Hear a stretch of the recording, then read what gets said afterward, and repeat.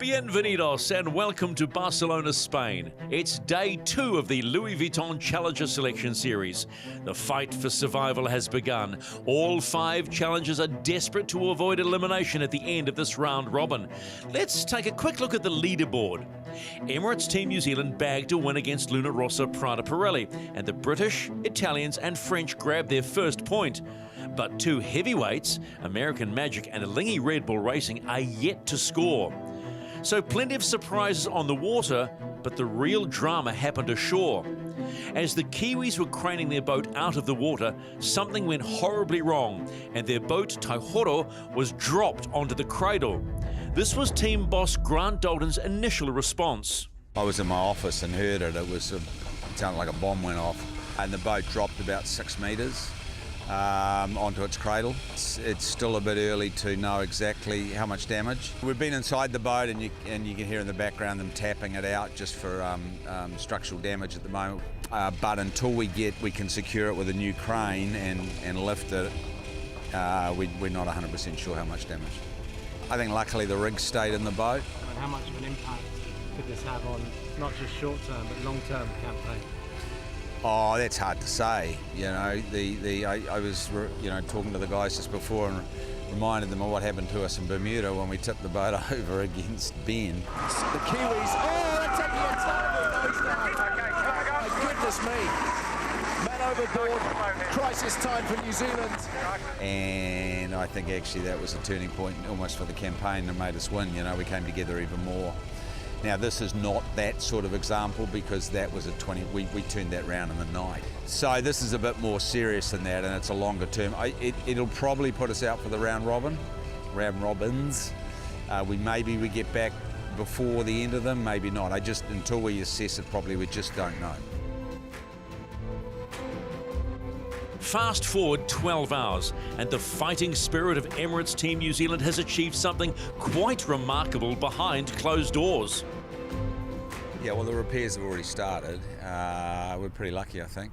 If it had been 200 millimetres either side, it would have been a whole bunch worse, but it fell into the cradle. And so the guys have literally cut a piece of boat away. Yeah, it looks like the Titanic a bit at the moment. It could have been completely campaign over. It's possible that we could be back out by tomorrow. I don't think it'll all be buffed up, but we could well be out again by tomorrow.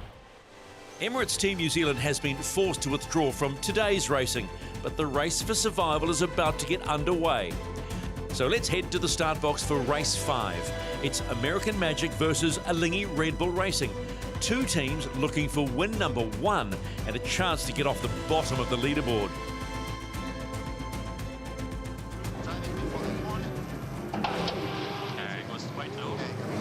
So we should be able to see Alinghi Red Bull Racing coming in now. It's under that 2-minute mark and they are coming in late, but now, as we keep saying, let the dance begin. Super critical, these light air manoeuvres here. Both boats on their big sail package, M1s, J1s. 1 minute for the pin, racing from here. Got to be so careful in the box. Light winds, also they're mixing up the breeze the whole time. Alinghi.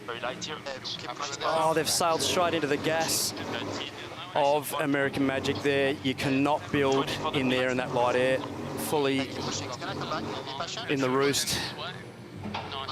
Alinghi Red Bull Racing, exactly as what happened to American Magic yesterday in the start box, off the thaws. Now, can they get up and get going?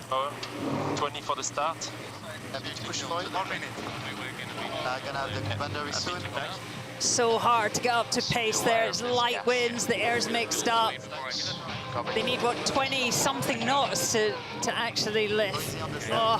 They'll just have to roll the boat around here and actually start heading back towards the start line, try and actually foil on starboard tack.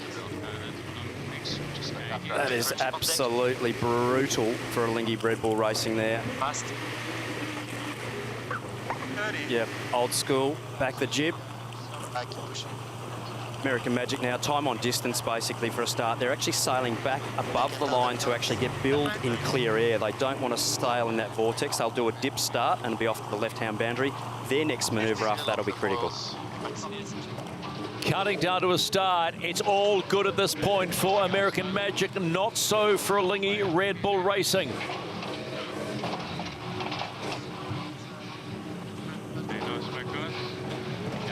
Race 5. Restart penalty Swiss. Restart penalty Swiss. Of the Louis Vuitton Cup, and American Magic is away, and the penalty on a Lingy Red Bull Racing. Just in front looks okay. Yeah, in front looks okay. 30 seconds. American here. Magic really need to be able to pull this manoeuvre off. You see them there putting the bow down to build for speed. 20 seconds. They'll basically need to keep the boat around about 28 knots minimum boat speed to pull this manoeuvre off as a guess. Okay, all in here. Traffic trial. Big trim. Beyond trial. Looking like they're actually just popping there, Lingy Red Bull Racing. So they've done a nice job to get the boat on the foil. Definitely not over yet. It's we've seen some puffs and lulls, Shirley, up the course. So pressure on both boats Penalty done. to stay on the foils here. This will be all about boat handling and using plenty of oil to move those big twin skin mainsails through the power range.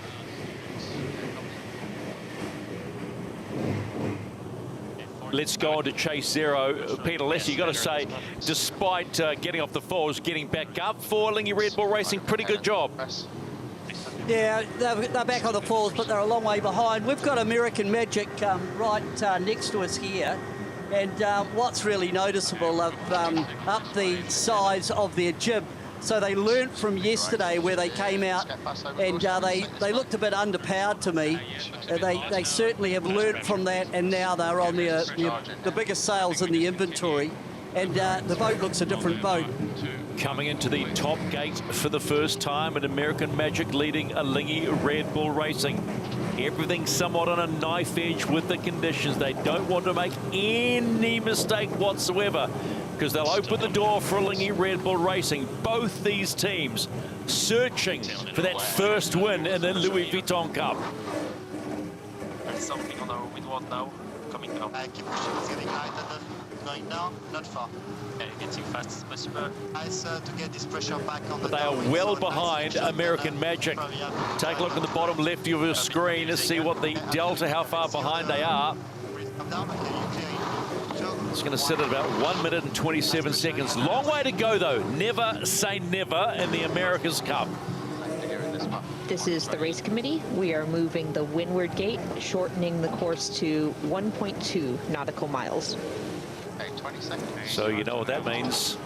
The wind's getting lighter, the course becomes shorter, and the pressure ramps up on both teams. Lingy Red Bull Racing, we're a minute back at the start and a minute 27 at the top gate. So American Magic are performing well here. I know the priority is to stay on the foils, but really having good pace.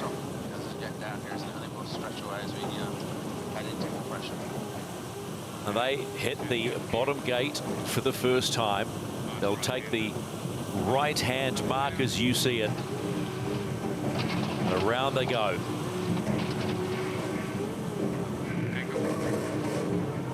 Really clean mark rounding there. American Magic, beautiful ride height control on the foil.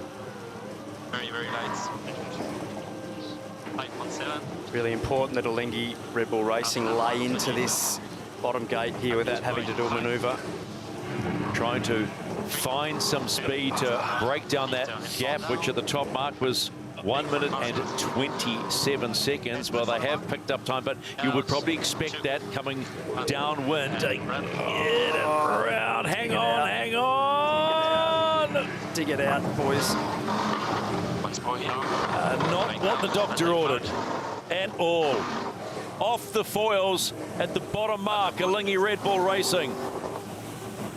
Real disappointment there for a Lingy Red Bull Racing. Super difficult manoeuvre there at the bottom, and they will have their work cut out for them now. Just trying to accelerate their boat down to course. Really brutal there. Yeah, one of the sailors out the cockpit pulling the jib round.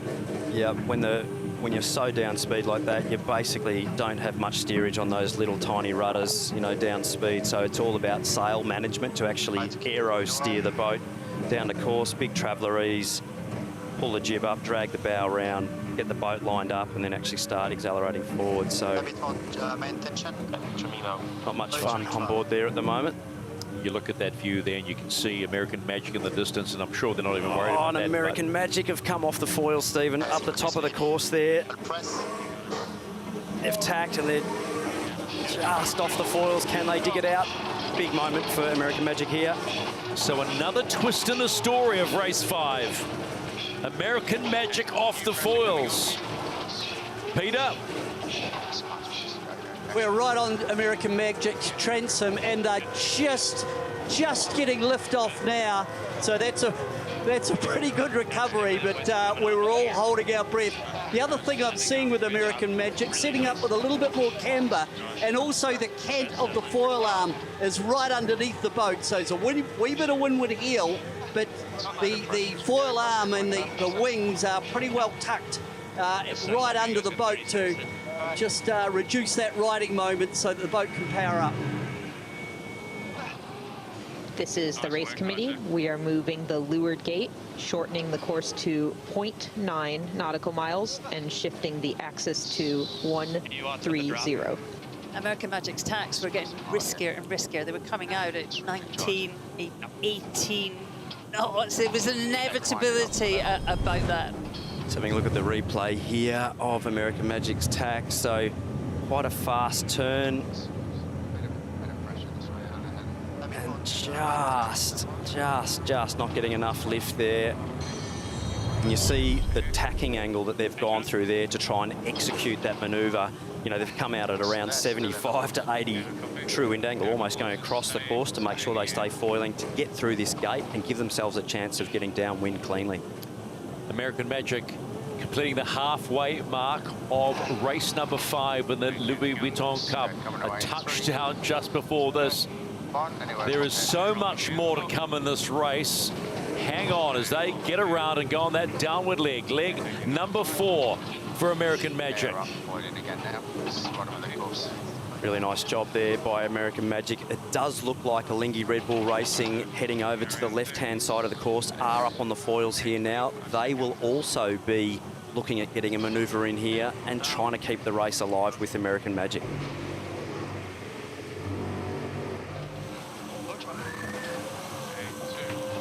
Both these teams are working their boats to stay on the foils in race 5 of the Louis Vuitton Cup. Swiss penalty cancelled, advantage rule. Oh, American Magic, can they dig the boat out? Huge exit angle there. You see the stall of the Woolies on the leeward side there. They are down. And they're going to have to do a rebuild. So, both boats off the foils. Better pressure this way. All about getting back on the foils here for both teams. So, American Magic there just not having enough power from Mother Nature there to stay on the foils. Just displacement parallel and is about 400 meters below. 15. Here we go, boys. This is the race committee. We are shortening the course to 4 legs. The finish will be at the next leeward gate. Going down. It's going to be low chop. And turning. Really important manoeuvre, an actual attack there by American Magic. Attack actually being able to keep you in clearer air. Touchdown again, American Magic. I don't think it has made the difference. Super light, but it looks like they're in a little bit of breeze there, possibly for a rebuild. They've got all the width of the course to get the boat popped up here, and I think they look like they'll get popped again here if they can do a good job. Next question is what's happening with Alinghi Red Bull Racing? Becalmed is what it is right now. They're having a Barry Crocker at the moment. Barry Crocker, which in Australian slang is they're having a shocker. Don't see us taking off here. Same, I think this is the right thing to do from here. They've decided the right thing to do is to stop trying to fly and actually sail in displacement mode. I mean, they are doing nearly 10 knots. They are making some progress towards the finish.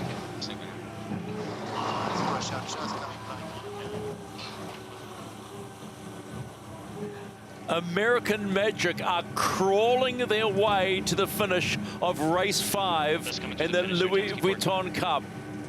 you just feel like you want to pull them across the line and say, come on, and they are doing it.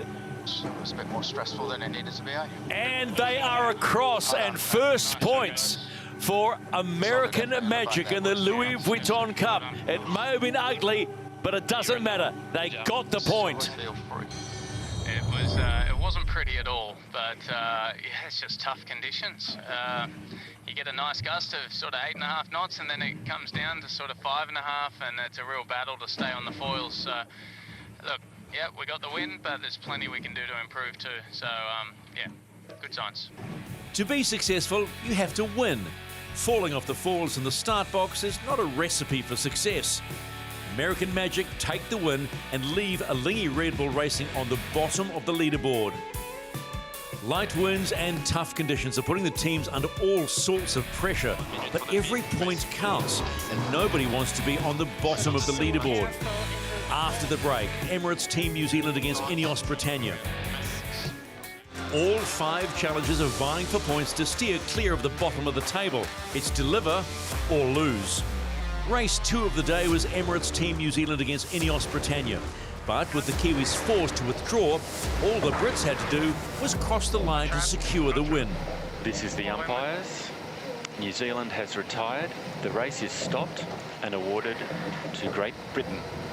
The third race of the day was a chance for Rossa Prada Pirelli to test its skills against American Magic, but the weather gods weren't playing ball.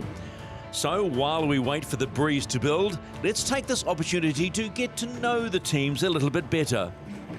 Rossa Prada Pirelli is here to make a mark on the world stage. In modern America's Cup history, Rossa Prada Pirelli are the perennial bridesmaid. Over the course of 40 years, they've won the right to compete for the America's Cup 3 times. But sailing's most elusive piece of silverware has always slipped from their grasp.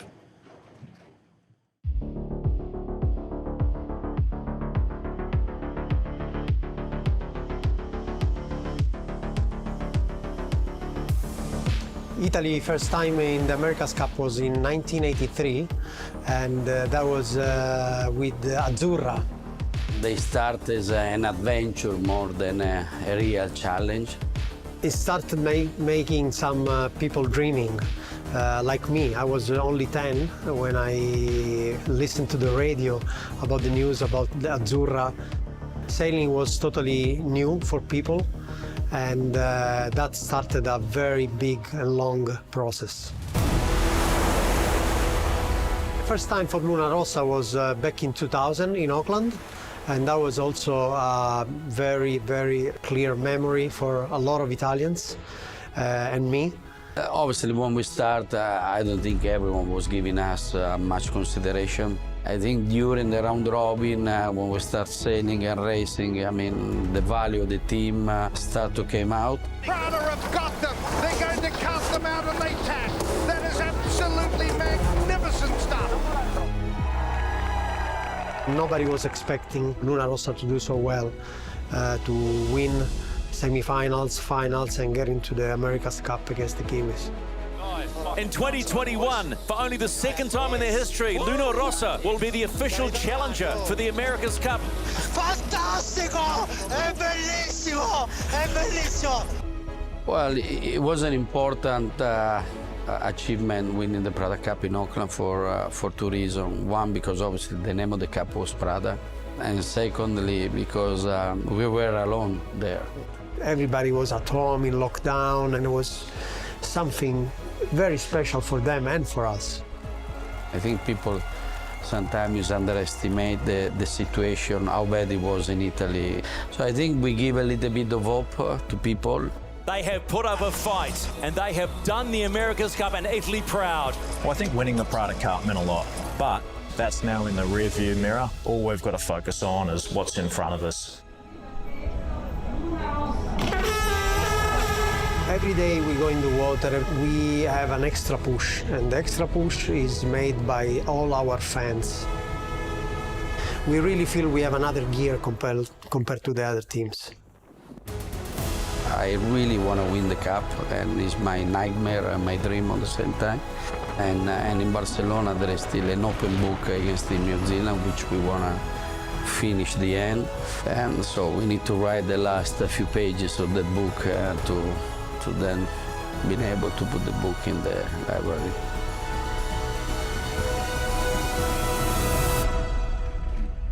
That's Luna Rossa's story. Let's take a closer look at American Magics. The New York Yacht Club has a long and rich America's Cup history. For 132 years, they were the guardians of the America's Cup. It was the longest winning run in sporting history, but it came to an end in 1983 when Australia won the Cup and took it down under. Now they're back, and they've charged the team at American Magic with the task of reclaiming sailing's holy grail. The New York Yacht Club was the first trustee of the America's Cup, won back in 1851 and lost in 1983. The whole history of the America's Cup is so intertwined with the New York Yacht Club. Being a part of that history is really special. It's really exciting. This is only the second campaign for American Magic, so we're trying to build upon that historical piece that the Yacht Club brings with a newer team. America was the first boat to win the America's Cup, and Magic was the first boat to defend the America's Cup. And so when we were deciding on what to call the team, Hap said, I think we should call it American Magic, and here's why. And it stuck. For me, it's evolved. At first, it was the historical side. And then, when you reflect back on our trajectory in AC36, there was magic that was created out of catastrophe.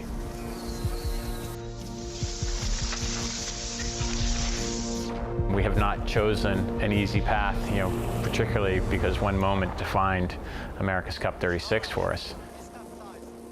While it wasn't pretty, we didn't let the moment beat us. 4 years later, you can think about it in a slightly different lens, but it's definitely with you.